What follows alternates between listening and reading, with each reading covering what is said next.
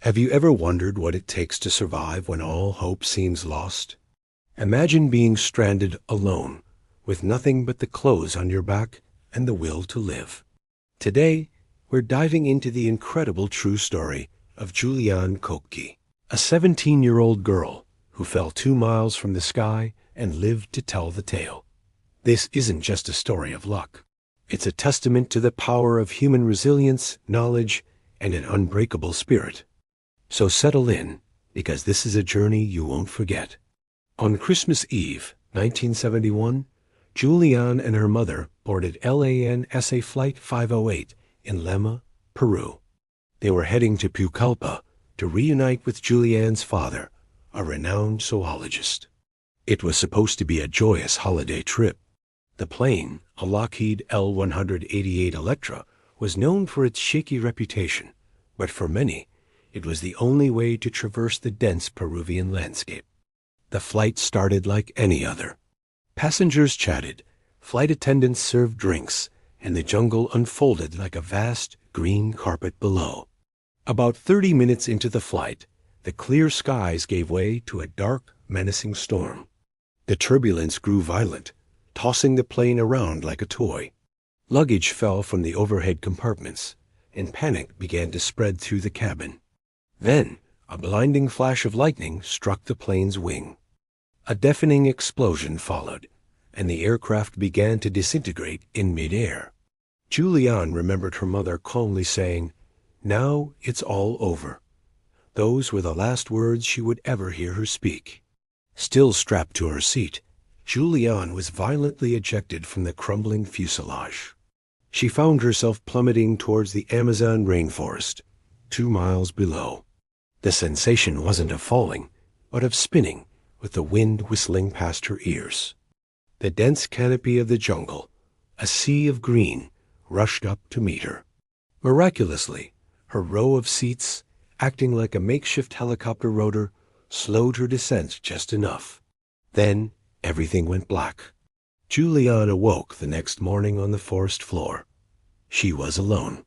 The silence of the jungle was punctuated by the drip of water and the buzz of insects. She had a broken collarbone, a deep gash on her leg, and one eye was swollen shut. She had lost her glasses and one of her sandals. For a 17-year-old, this situation would be terrifying enough to paralyze anyone. But Juliane was not just any teenager. She was the daughter of 2 world-famous zoologists who had lived and worked in the Amazon. From a young age, her parents had taught her about the jungle, its dangers, and its secrets. That knowledge was about to become her lifeline. Her father had once given her a crucial piece of survival advice. If you get lost in the jungle, find a stream and follow it downstream. Small streams lead to bigger rivers, and rivers are where people build settlements. This simple instruction became her mantra, her guiding principle in a world that had been turned upside down. Pushing through the pain and the shock, she got to her feet and began to search for water. Her first few days were a blur of pain, fear, and determination. The jungle, a place she had once studied with academic curiosity, was now a formidable adversary. The humidity was suffocating, and the air was thick with mosquitoes. She had no food, save for a small bag of candy she found in the wreckage. This would be her only sustenance for the entire ordeal. She found a small spring, the first sign of hope. Remembering her father's words, she began her slow, agonizing journey downstream. Walking was incredibly difficult. She waded through waist-deep water, navigating around fallen logs and tangled vines. Her one remaining sandal was quickly lost to the mud, forcing her to walk barefoot over sharp rocks and roots. The gash on her arm became infected, and soon maggots began to burrow into the wound. While this sight would horrify most people, Juliane recalled seeing her father treat their dog for a similar infestation by applying gasoline to force the maggots out. It was a grotesque but vital piece of information she stored away. At night, the jungle came alive with sounds that were both familiar and terrifying. She would try to find a safe place to rest, but sleep was fleeting. She was cold, wet, and constantly on alert for predators like snakes and jaguars. She knew that snakes often rested on riverbanks, so she learned to walk in the middle of the streams, despite the added difficulty. Her mental fortitude was being tested every single moment. She fought off despair by focusing on one simple goal: keep moving. She thought of her father, imagining his relief and joy when she would, not if she would, finally find him. On the 10th day, her hope was rewarded. As she followed the ever-widening stream, she stumbled upon a small moored boat next to a crude hut. It was the first sign of human civilization she had seen since the crash. The hut was empty, but she found a can of gasoline.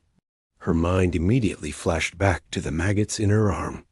With incredible courage, she poured some of the gasoline into the wound. The pain was excruciating, but it worked. She managed to extract around 30 maggots from her arm, preventing a potentially fatal infection. Exhausted, she decided to wait in the hut, praying that the owners would return. She heard their voices before she saw them.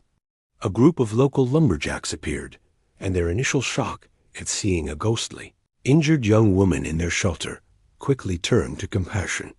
They were stunned by her story, initially thinking she was a yimanya, a water spirit from local folklore.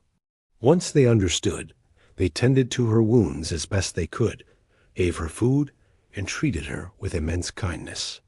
The next day, they took her on a 7-hour canoe journey to a small village.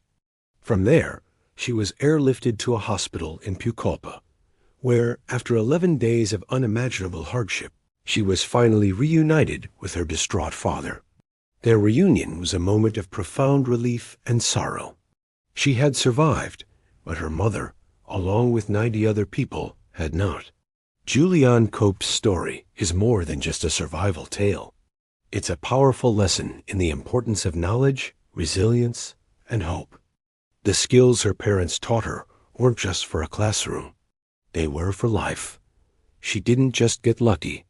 She used her intelligence and her upbringing to navigate an impossible situation. Her journey reminds us that even in our darkest moments, the strength to carry on often lies within us, waiting to be discovered. Thank you for joining me for this incredible story.